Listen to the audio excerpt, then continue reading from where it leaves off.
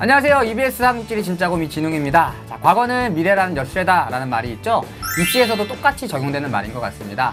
먼저 입시를 경험했던 선배들의 경험과 노하우가 앞으로 여러분들의 학습에 많은 도움이 될 거라고 생각합니다. 공부법 특강 미라클에서는 다양한 학습법을 통해서 여러분들 자신만의 학습법을 찾아갈 수 있는 길잡이를 마련해 드리도록 하겠습니다. 자, 오늘 어떤 분을 모시고 얘기 나눠볼지 학생 소개할 텐데요. 자, 오늘 모셔볼 분은요, 무려 지난 2016학년도 수능에서 만점을 받은 학생입니다. 수능 만점! 네, 대단한 분이시죠. 자, 2016학년도 수능에서 만점을 받았던 정현우 학생 모셔보도록 하겠습니다. 박수로 맞아주세요. 짝짝짝짝. 안녕하세요. 감사합니다. 인사 한번 해주세요.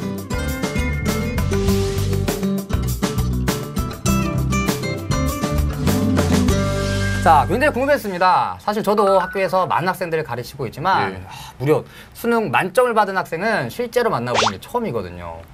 상상을 했을 때는 만점이라니 사람인가? 직접 만나보니까 사람이 맞으시네요. 자, 공부하면서 많이 힘든 점들도 있었을 것 같은데요. 그때 공부하면서 힘든 점들 극복하기 위해서 현우 학생만의 좌우명을 마련했다고 들었습니다. 너무 어려워가지고 제가 보고 얘기할게요. 의사무공, 의행무명. 말도 어려운 것 같은데요. 대체 어떤 뜻을 담고 있는 말인가요? 괜히 이거랬네요.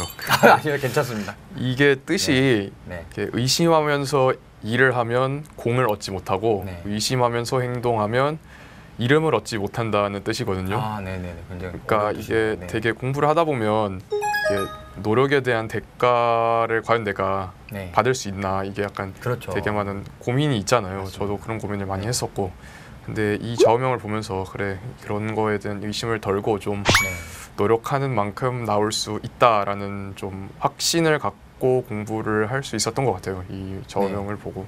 결국에는 자신이 얻을 수 있는 것들에 대해서, 현재 투자하고 있는 것들에 대해서 의심하지 말고 확신을 하자, 이런 뜻이군요. 네네. 자, 그럼 전 과목 만점. 아까 말씀드렸듯이 쉽지 않은 일인데요. 나는 이러한 방법을 통해서 만점을 받았다 라고 얘기한다면 어떻게 정리해 볼 수 있을까요? 저는 가장 중요한 방법이 조금씩이나마 매일매일 좀 과목들을 봐줬으면 좋겠어요. 저 같은 경우에는 이제 뭐 고1, 2 때는 한 1시간 미만? 어쨌든 조금이라도 그 국영수를 하루에 조금씩 봤어요, 매일. 조금씩은, 그러니까 매일 국영수를 봤는데 1시간 미만 정도로? 뭐 고1, 2 때는. 어쨌든 그런 식으로라도 조금 감을 잃지 않게 문제 좀 몇 개 풀고 뭐 지문 몇 개 읽으면서 그런 식으로 매일 하다 보니까 고3 올라와서는 좀 더 익숙해지고 문제 푸는 속도도 빨라지고, 어쨌든 여러 면에서 좀 유형이나 뭐 문제나 그런 거에 좀 익숙해질 수 있었던 것 같아요. 그러니까 따로 뭐 이게 벼락치기식으로 많이 한꺼번에 시간을 투자를 많이 하지 않더라도 조금 그런 식으로 한 2년 정도 계속 하다 보니까 이게 저절로 그렇게 되는 것 같더라고요. 가장 중요한 것은 꾸준함. 그리고 꾸준함을 통한 절대적인 시간의 확보. 이런 점들이 아닐까 생각하는데 맞나요? 네네. 그럼 하루에 대략 얼마 정도 공부하셨어요? 자기만의 학습 시간이 어느 정도 됐었나요? 한 고1, 2 때는 한 4시간? 네, 4시간? 4시간도 굉장히 많은 거 아닌가요? 야자를 매일 했으니까 그냥 그때 공부하는 걸로 했고, 저 고3 올라와서는 한 6, 7시간 하지 않았나. 6시간이면 굉장히 많은 시간 공부에 투자를 했네요. 역시나 절대적인 시간 확보에서 많은 노력을 한 것이 가장 큰 요인이 아닐까 생각해 봅니다. 맞나요? 네네. 그리고 처음부터 공부를 아주 잘하게 되진 않으셨을 것 같아요. 물론이죠. 공부를 잘하게 된, 또는 공부에 열심히 매진하게 된 현우 학생의 어떤 특별한 동기를 부여하게 된 어떤 동기가 있지 않았을까 한번 생각해 봤는데요. 어떤 특별한 동기라도 있었나요? 저 같은 경우에는 이게 중학교 때는 잘 모르겠는데 고등학교 올라와서 시험을 봤는데 그게 운인지는 모르겠는데 이게 어쩌다 보니까 잘 나왔어요. 그때도 혹시 만점이었나요? 아니죠.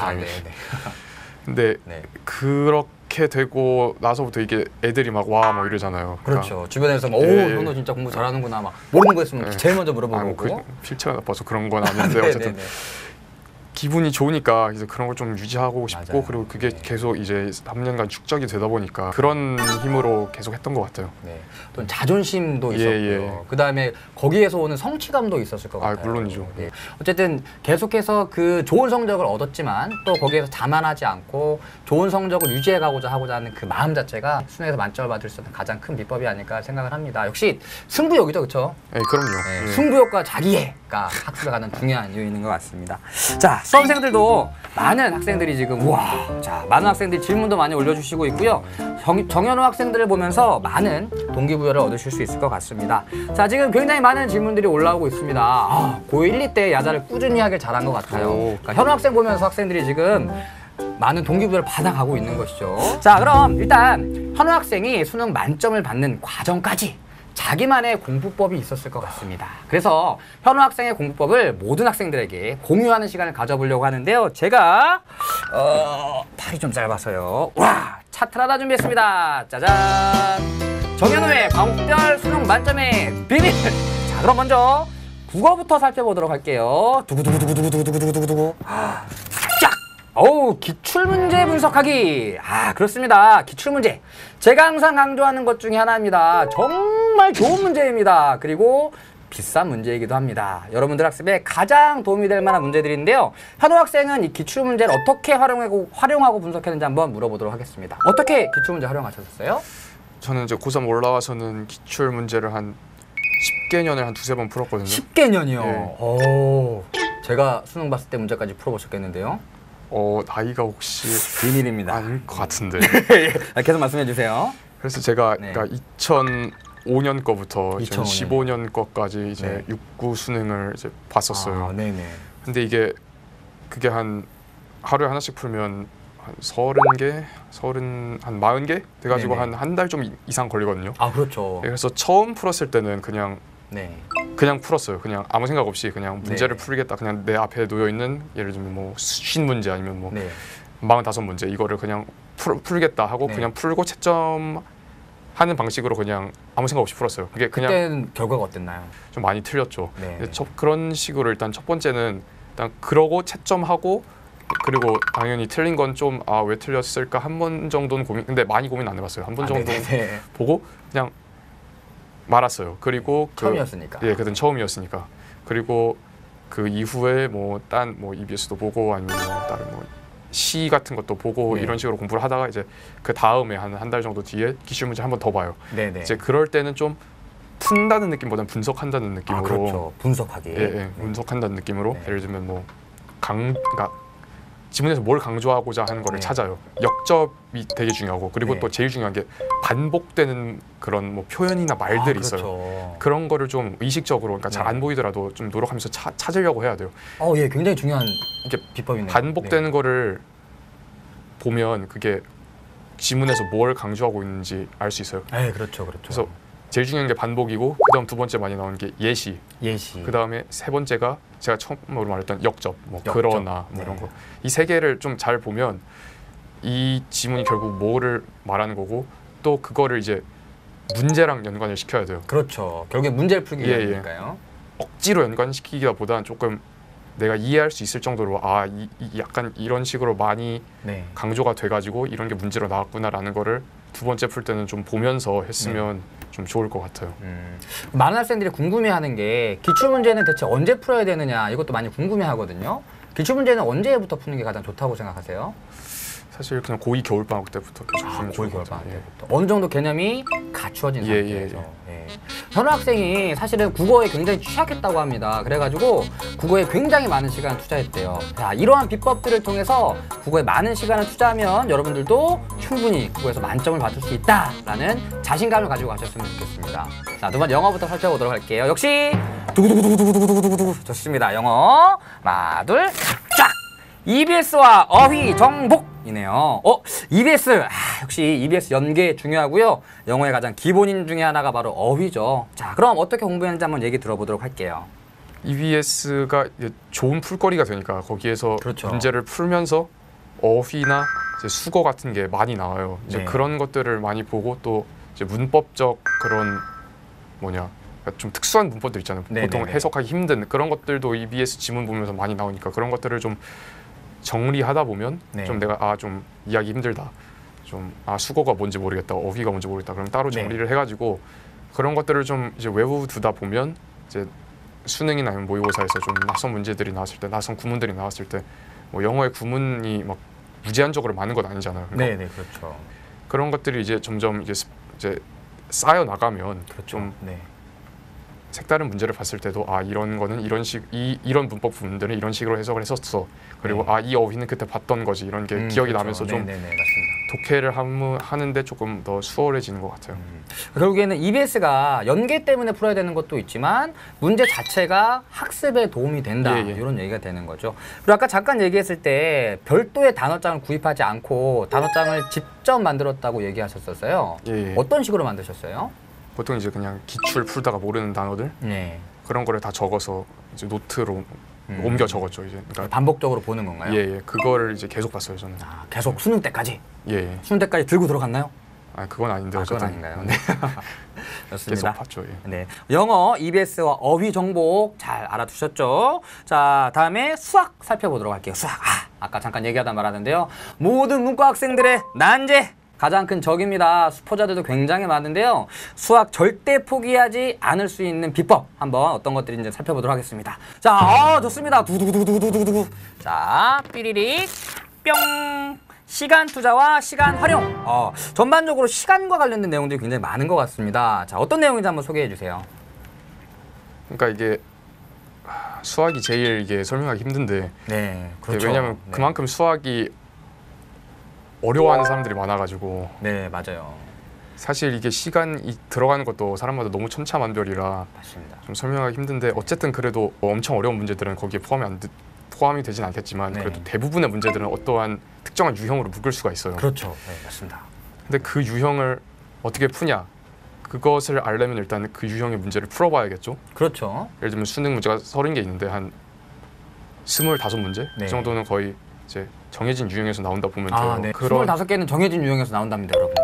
그런 것들은 이제 이런 건 어떻게 푼다라는 거를 조금 이미 아는 상태에서 풀면 좀 더 시간이 단축이 되고 좀 그렇겠죠. 그러니까 결국에는 샤프심 싸움이라고 봐요. 샤프심 싸움. 재밌는 표현이네요. 이게 많이 써야 돼요. 사실 저도 이제 수학 전공은 아니지만 수학은 진짜 적어주신 것처럼 시간을 가장 많이 투자하는 것만큼 좋은 방법은 없는 것 같아요. 또 말씀하셨듯이 또 유형별로 묶어보는 것도 굉장히 큰 도움이 될 수 있을 것 같고요. 여러분들 문과 학생들 또 많이 들어오셨을 텐데요. 자, 문과 절대 수학 포기하시면 안 됩니다. 시간 투자하시면 여러분들도 충분히 하실 수 있습니다. 수포! 절대 안 됩니다. 여러분들 수학도 여러분들 학습에 꼭 중요하고요. 수학 성적에 따라서 여러분들이 나중에 진학할 수 있는 또 선택할 수 있는 대학이 굉장히 달라지게 됩니다. 여러분들 이러한 내용들 참고하셔서요. 절대 수포하지 마시고요. 수학에 다시 한번 도전해 보시기 바랍니다. 자, 그럼 국어, 영어, 수학 살펴봤고요. 마지막 드디어 사회탐구가 나옵니다. 사회탐구도 한번 살펴보도록 하겠습니다. 자, 뭐 하셔야 되죠? 좋습니다. 두구두구두구두구두구두구 디리리 뿅. 자, 원리로 이해하는 개념 정리.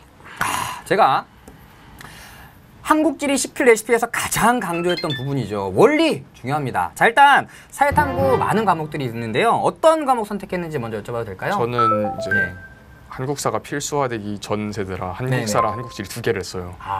한국사는 또 반드시 하셨어야 됐죠. 서울대를 가려면 이제 한국사를 해야만 해가지고 한국사를 했는데 일단 한국지리 말고 한국사부터 설명을 하자면 근데 사실 지금이랑 맞지 않는 게 지금은 뭐 필수 한국사다 보니까 좀 쉬워지고 막 그래가지고 어쨌든 제 때를 얘기를 하면 결국 그게 어쨌든 시험 보니까 교과서다 보니까 그 교과서에 나온 그 지역적인 그 날개 내용들 그런 것들이 보도단에 나오는 그런 것들이 이제 나오는 거예요. 교과서를 끼고 살았어요. 교과서를 외웠어요. 이제 교과서를 몇 번이나 보셨어요?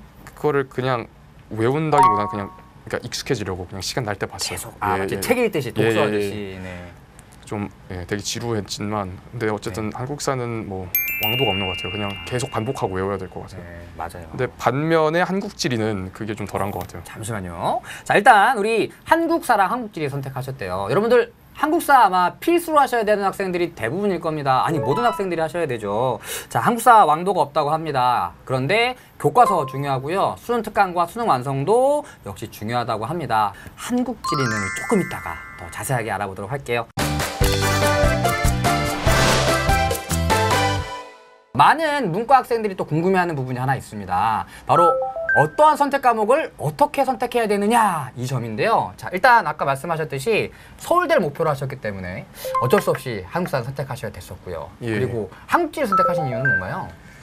이게 요즘도 하는지 모르겠는데 제 1학년 때 일반 사회 과목이 있었거든요. 네, 거기에서도 지리를 조금 다뤘고 사회라고 통합사회라고 있었습니다. 네네. 그리고 2학년 때 한국지를 했었어요. 네. 1년 동안 한국지를 하면서 재밌었나요? 예, 괜찮았던 것 같아요. 그래요? 예, 아주 재밌진 않았고? 네, 아니요, 재밌었던 편이었어요. 네, 한국지리를 같이 보셨습니다. 예. 네. 한국지리가 되게 좀 하는 거에 비해 잘 나오고 좀 이게 뭐냐, 제가 요령을 좀 아는 것 같더라고요. 그래서 이거는 좀 시간 투자 적게 하고 할 수 있겠다 해가지고 한국지를 한 것 같아요. 좀 저한테 맞는 과목이었던 것 같아요. 예. 가장 중요한 것은 흥미로웠고 그다음에 본인의 적성에 맞았고 이게 가장 큰 선택의 동기였다라고 볼 수가 있겠네요. 자, 여러분들 아마 3학년 올라가는 지금 시점까지 선택 과목을 아직 정하지 못해서 고민하는 학생들 굉장히 많을 거예요. 그런데 너무 고민 많이 하시는 것보다는 일단 선택을 하시는 게 좋습니다. 저도 항상 저희 학교 학생들이 선택 과목 선생님 어떻게 정해요? 라고 물어보면 항상 하는 말이 있는데요. 첫 번째, 여러분들이 좋아하는 과목, 흥미있어하는 과목, 그리고 여러분들의 적성에 맞는 과목, 이러한 과목을 골라주시는 게 일단 재밌게 공부할 수가 있습니다. 여러분들 아시죠?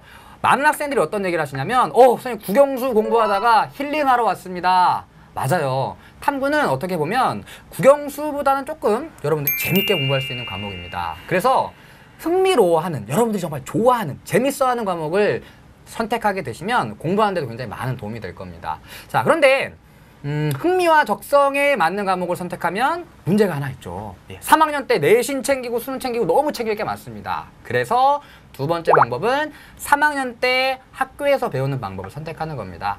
내신과 수능을 모두 챙길 수 있다는 장점이 있죠. 모든 선생님들이 아마 이런 얘기들 하실 거예요. 중요한 것은 여러분들의 선택입니다. 자, 어떤 과목을 선택할지 다시 한번 진지하게 고민해 보시고요. 또 현우 학생이 조언해 주신 것들 여러분들 머릿속에 한번 되새기면서 좋은 선택하시기 바라겠습니다. 자, 그럼 우리 여태까지 해서 각 과목별 학습법 살펴봤고요. 지금까지 들었던 내용들 토대로 이 현우 학생에게 궁금한 내용들이 있으면 채팅창에 올려주시면 지금 바로 한번 답변해 줄게요. 살펴볼까요? 자, 힐링타임 맞습니다. 사회탐구도 힐링타임이고요. 이런 내용이 올라와 있습니다. 사회탐구도 혹시 매일매일 푸셨나요?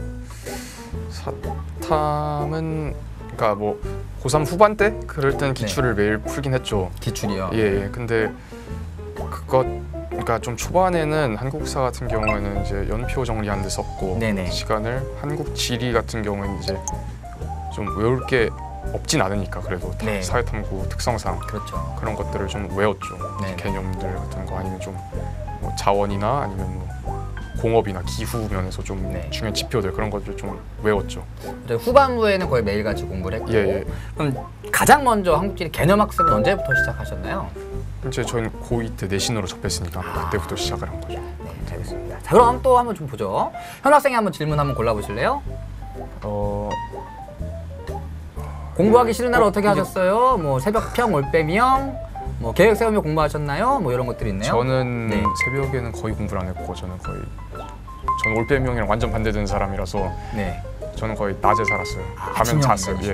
밤에 잤어요. 제2외국어는 아랍어 했고요. 제2외국어 아랍어 하셨답니다. 아랍어 어땠나요?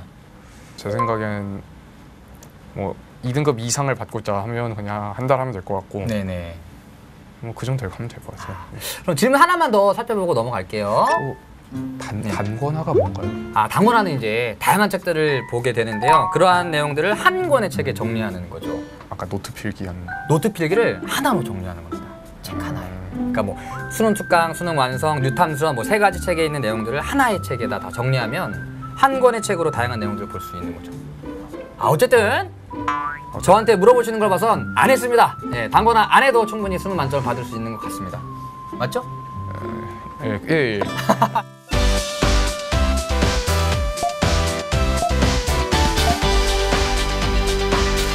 자, 지리는 크게 자연지리, 인문지리, 그리고 지역지리 이렇게 세 개의 파트로 나눠볼 수가 있습니다. 개인적으로 어떤 파트가 가장 재밌었나요? 자연지리가 제일 재밌었던 것 같아요. 예. 자연지리 어떤 점이 그렇게 재밌었죠? 지형이 이게 만들어지고 이런 게 좀 신기했어요. 아, 그래요? 많은 학생들이 그걸 되게 어려워하거든요. 막 머릿속에 막 상상하고 막 그려야 되잖아요. 잘 그려지던가요? 예, 이게 좀 저 같은 경우에는 그게 인과가 되게 명확해서 좀 이해하기 좀 쉬웠던 것 같아요. 좋습니다. 예를 들어보자면 그 범람원이 있으면 네네네. 범람원이 홍수가 나면 생기는 거잖아요. 그렇죠. 범람원을 이루는 두 개가 자연재방과 배후습지가 있는데 그게 원리가 이게 무거운 돌들은 물을 따라가다가 빨리 가라앉고 그리고 좀 가벼운 점토질 그런 입자들은 이제 멀리 흘러나가니까 이제 멀리 흘러나가는 그런 점토질은 멀리 떨어진 곳에 배후습지를 이루게 되고 그리고 무거운 돌들은 빨리 떨어져가지고 그러니까 빨리 가라앉아가지고 결국 자연재방을 이룬다. 그렇죠. 결국 이런 식으로 이제 원리를 이해하면 결국 뭐 선상지, 뭐 자유공유하천 뭐 이런 거 전부 다 이런 하나의 스토리가 있어가지고 이제 그런 것들을 알게 되면 그거에 대해서 특징들을 따로 암기하지 않아도 좀 더 어느 정도 유추할 수 있다. 수능에서 흔히 들여보지 못했던 게 질문지에, 그러니까 선지에 나올 수도 있어요. 근데 결국 그런 것도 이제 생성 원리를 유추하다 보면 파악할 수 있는 거였거든요. 그러니까 제가 좀 경험해 본 결과 그 자연지리에서 했던 게 해안 사구에서 이게 그 사구가 있잖아요. 근데 사빈에서 멀어질수록 그 입자의 크기가 커진다. 이게 선지에 나온 적이 있어요. 그렇죠. 근데 그게 학생들이 당황했었습니다. 그때. 그게 뭐 따로 이렇게 언급된 게 아니거든요.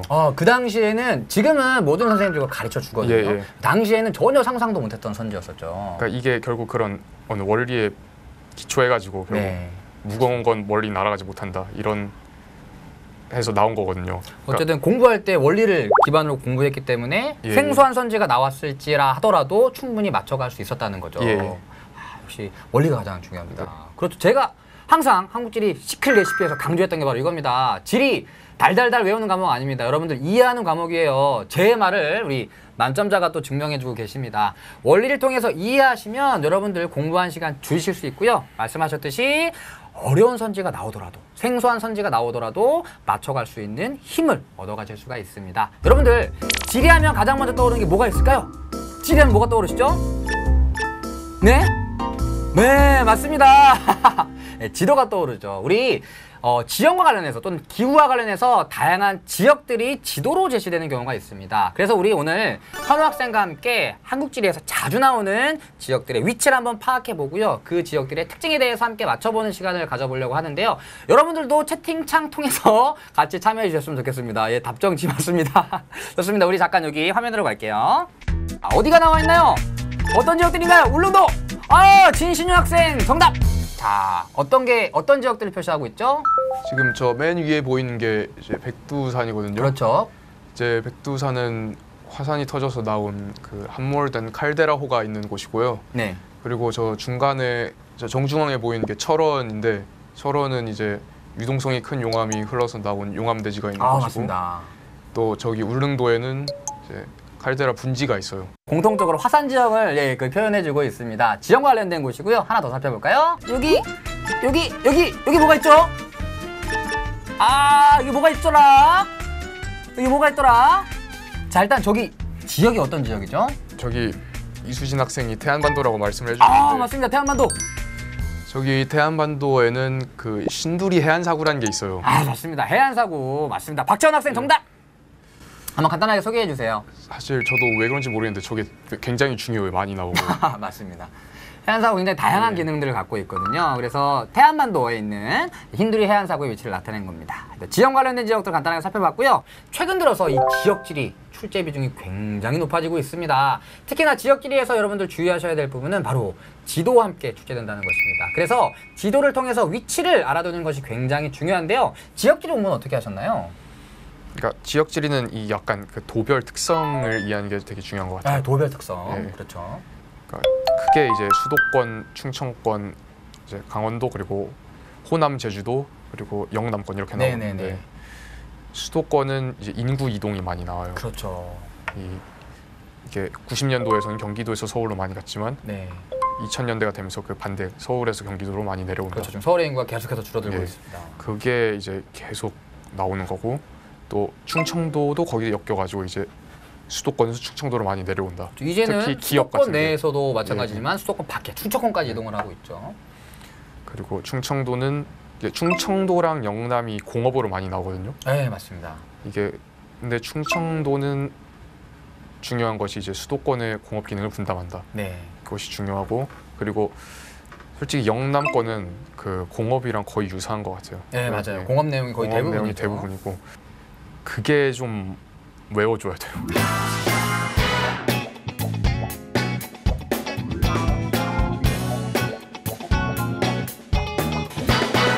거의 마무리해야 될 단계입니다. 여러분들 오늘 현우 학생으로부터 굉장히 많은 얘기 들어봤던 것 같습니다. 현우 학생 오늘 어떠셨나요? 아 오늘 이렇게 네. 얘기를 나눌 수 있어서 정말 좋았던 것 같습니다. 우리 채팅창이지만 그래도 후배들 많이 만나서 또 후배들 궁금해하는 것들 들어보시고 또 후배들한테 많은 조언들도 해주셨었는데요. 후배들한테 마지막으로 또 조언해드리고 싶은 게 있다면? 모의고사를 잘 보는 게 제일 위험한 것 같아요. 아, 잘 보는 게요? 예. 네네. 그러면 막 자만하고 그래가지고 이렇게 좀 공부에 소홀히 할 수 있는데 제발 모의고사 잘 봤다고 너무 좋아하시고 그러지 마시고 또 6월, 9월을 좀 막 너무 맹신하지 마라. 맹신하지 마라. 물론 분석해야 될 거 있고 당연히 얻어갈 게 많긴 한데 그것을 이대로 무조건 나온다는 아닌 것 같아요. 네. 어쨌든 열심히 준비하고 중요한 것은 분석. 분석을 해야 한다. 하지만 자만하지 않았으면 좋겠다. 이런 얘기 나누셨습니다. 자. 이 방송이 지금 나갈 시간이 3월 모의고사가 끝나고 6월 모의고사를 앞두고 있을 시점일 겁니다. 여러분들 현우 학생 얘기했던 것처럼 6월 모의고사 너무 걱정하지 마시고요. 역시 기출 문제 그리고 모의고사 또한 학습의 연장선상이라고 생각하시면 됩니다. 여러분들이 분석하고 또 나아가서 수능을 위해서 열심히 준비해야 되는 것들이지 그때 못 봤다고 해서 절대 좌절하지 않으셨으면 좋겠습니다. 자. 3월 한 달 동안 2016학년도 대학 수학 능력 시험 만점자들을 모시고 공부법에 대해서 얘기를 들어봤습니다. 어떤가요? 도움 많이 되셨나요?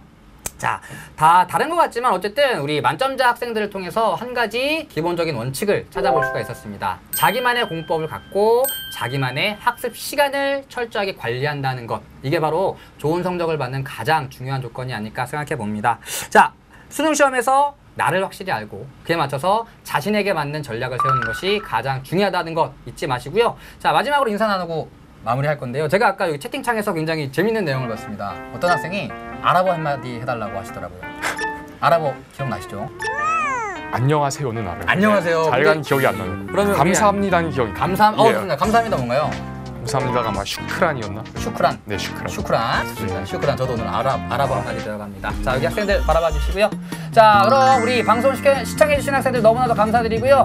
다음에 우리 현우 학생의 공법이 많은 도움이 되었으면 좋겠습니다. 인사하고 마무리할게요. 자, 슈크란. 자, 학생들 한번 화이팅 한번 외쳐주세요. 자, 하나, 둘, 셋. 화이팅! 자, 공부 열심히 하세요. 감사합니다.